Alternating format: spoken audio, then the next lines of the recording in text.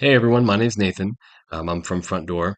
And if you're watching this, you're probably trying to get your Dialpad registration figured out so that you can sign up for an Effie account. If you don't know what that is, please check out the link in the description. It'll give you the guide, the whole guide to Dialpad, as well as a link to Effie so you can figure out more information about the application. And before we start, if you have any questions, you can email me at my email in the description or click the link for the guide. Now, this guide is assuming that you have already created a Dialpad account and you are now trying to create a brand and SMS campaign registration. If you have not gotten to that point yet, then please check out the guide in the description. It will help you create an account and check your website so that you can get to where we are here to this point now. Okay, so when you first create your registration, you will click a button that says register my brand and campaign. And when you do that, you're going to be brought here.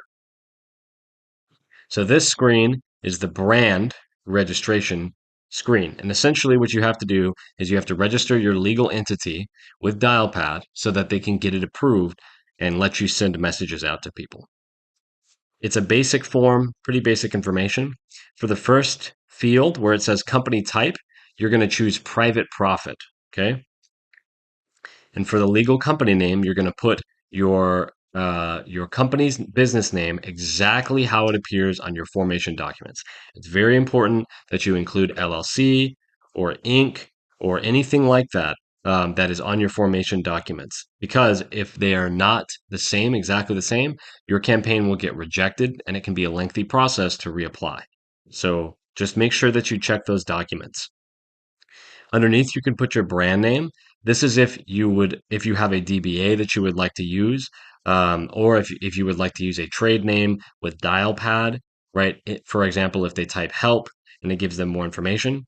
If you would like to be safe, just put it exactly how it was in your legal company name. And I recommend doing that so that you avoid any complications. For your tax ID issuing country, just go ahead and put United States. And then for your tax ID number, you're going to go ahead and provide your EIN. Again, it has instructions here, but check your tax documents or your formation documents and go ahead and find your EIN. It should be, like it says, a 9-digit ID, and it should be in this format where there's the first two digits and then a dash, followed by the remainder of the 7 digits. Then go ahead and provide a contact email address. This is just if there are issues with your registration that you're doing right now, they will contact you at that email address. So if you call support and you try to find out information about why was my campaign not approved, why was there an error, this is the email address that they're going to contact you at. So go ahead and put something in here. If you have a domain for your email address, like at yourbusiness.com, and it matches your brand name, your business name, use that. It is better if you can, for example, this one says Phoenix Eye Ventures LLC. If that email address was support at phoenixeyeventures.llc.com or phoenixeyeventures.com or even phoenixventures.com, that will help. So if you do have that and it matches, go ahead and do that. And then you're going to put in a contact phone number. Other users, right, if they're asking for support or help, will see this number. And this is also the number that Dialpad is going to use to send you information. Make sure that you put +1 at the beginning of it and then the number. So there should be no dashes or parentheses, just +1 and then the number starting with the area code. For the industry, put real estate and then go ahead and put your website. It is required that you have a website to complete Dialpad brand registration, and several other A2P platforms also require a website. It helps the campaign registry identify that your business is legitimate, which is important to them because they're trying to filter out people who might be sending scams or sending things to people that they shouldn't be sending. So you are going to need to have a website. If you do not have a website and you're at this point in the guide and you're like, oh crap, I recommend using Google Sites or Wix. There's a lot of affordable options where you can create a one-page site very quickly. And we are working on a guide around that and a template that you can use. So keep a lookout for that. It will be in the guide. But if you have any questions, you can always email me at nathan@usefrontdoor.com. I'll put that up on the screen for you. You can always shoot me an email and ask for help, and I'll be happy to guide you through that process and get a website up. But again, it's imperative that you have a website. Another important thing here is your website should have a domain that is similar to your business name. So because this business name is Phoenix I Ventures LLC, if the website was www.realestatetexas.com, that is going to raise a red flag for the campaign registry, which Dialpad sends this information to get you approved. So to increase your chances, please make sure that your domain is very similar to the business name. Again, this is all stuff that they're just trying to figure out if you're legit. And then go ahead and provide the address that your business is formed under. So it should be registered under a specific address. Again, check your formation documents, your registration documents from your comptroller or whatever to get that address, but please put it in exactly as it is on that paperwork. So once you hit send or submit on the brand, as long as there are no errors, it will take you to this screen. Now we're in another part of the form, and the purpose of this part of the form is not to get your brand approved, but to get your SMS campaign approved.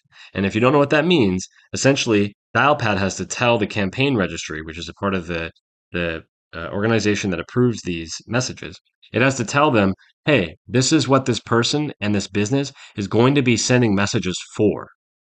So that has to get reviewed and it has to get approved. So we have created an application that we believe is the best chance of you getting approved on this form. So if you follow along with me, and if you have that guide open, again, it's in the description, this should all be pretty straightforward, but I'm going to tell you what we believe you should put in here. So in this section, it's going to ask you, choose your brand, okay? This is going to be, you're going to set this to the brand that you just submitted. You may have to wait for your brand to get approved. If you do have to wait, it typically can take from an hour to 24 hours, but it typically happens pretty quickly. But you're going to want to select that same brand here. And then it's going to ask you, why do you typically send messages to subscribers? Okay. In this case, what we're going to put in there is exactly what's in the guide. If you look at the guide here, there's this section that says example description we recommend. Okay, this is in the Dialpad A2P guide under step 3, Dialpad SMS registration, company and brand information. So we're going to put that information in here. And where it says brand name, go ahead and change that out with your brand name. So in this case, I'm going to put Phoenix I Ventures LLC. Okay, and this says, we buy houses for investment purposes. We individually send SMS text to our business partners, real estate agents containing information about a property they have put up for sale on public listing websites like Redfin. Again, this is phrased in such a way to essentially say we are sending it to people who have listed publicly, and so we're doing this so that you have the most chance of getting your campaign approved as soon as possible. So please, if you want the best chance, just keep it like it is here. Do your messages ever have an age restriction? You are going to put no. Okay. Do your messages ever have information on direct lending? You're going to put no as well. Then you're going to move down here, recipient consent for messaging, call to action. You are going to choose verbally with consent. It's going to ask you, how do you converse with your customer? You're going to choose over the phone. Who from your organization speaks with the customer? You're going to choose buyer/real estate investor. Buyer/real estate investor. Again, all of this is in the guide, okay? For what reason is your organization asking customers? You're going to write this.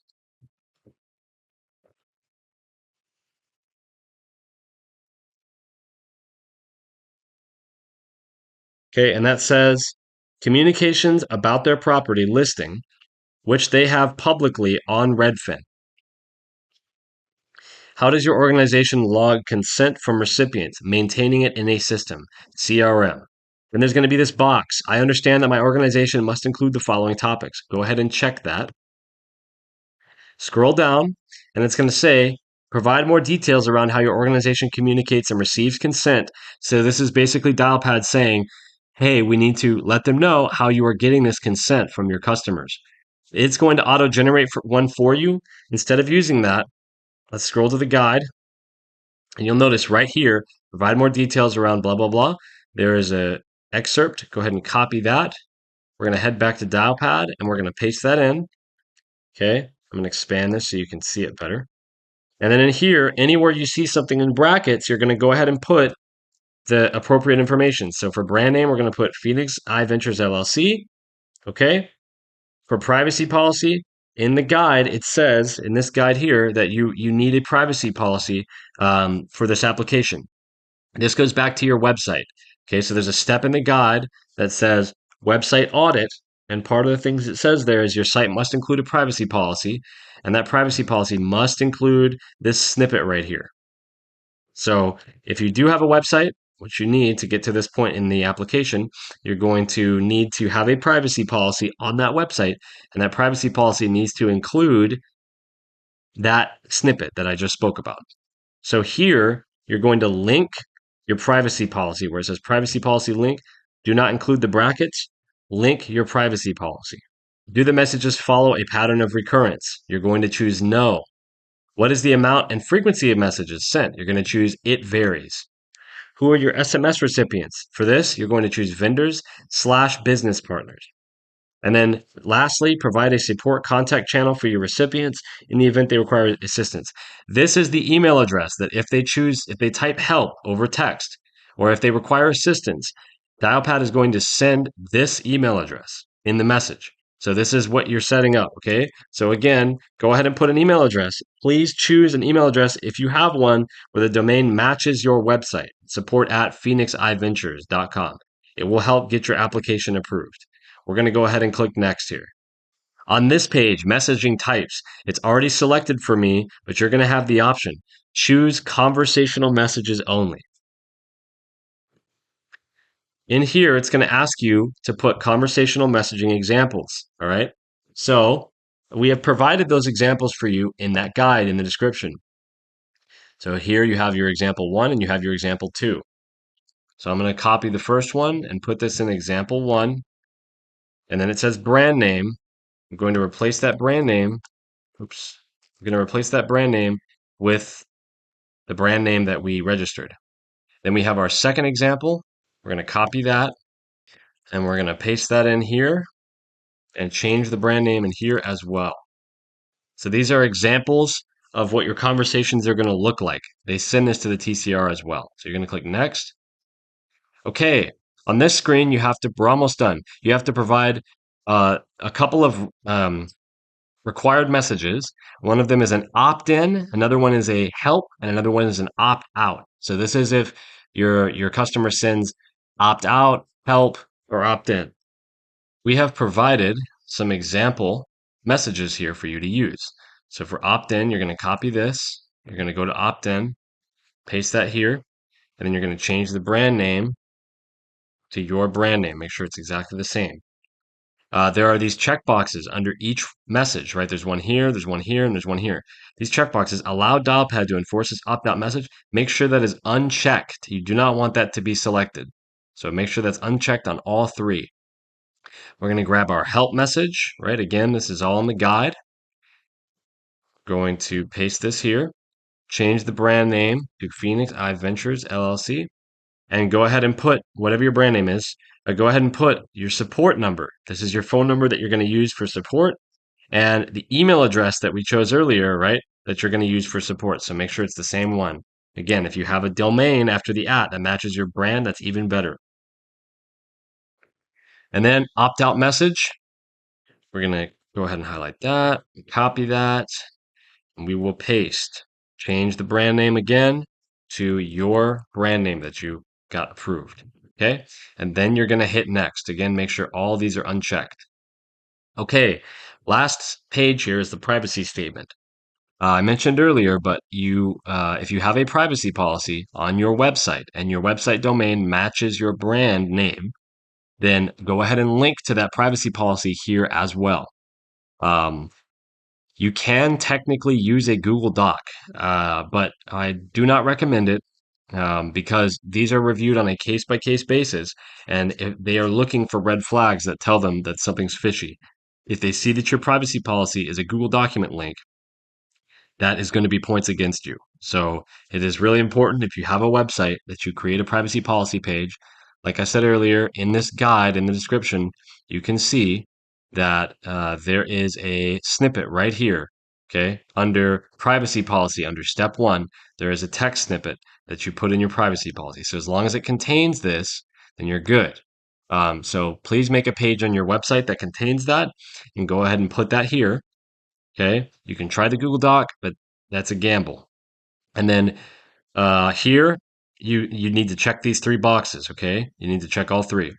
Then for me, it says resubmit for approval because I've already submitted and I'm just using this to show you, but it's going to say submit and it's going to ask you if you're sure. If you have filled out everything according to the guide, go ahead and submit and you should be good to go. Okay.